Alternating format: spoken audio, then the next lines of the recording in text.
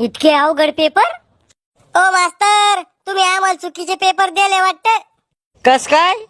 अहो हे पेपर लय अवघड दिसू राहिले. IPS कलेक्टरचे पेपर आहे वाटतं हे.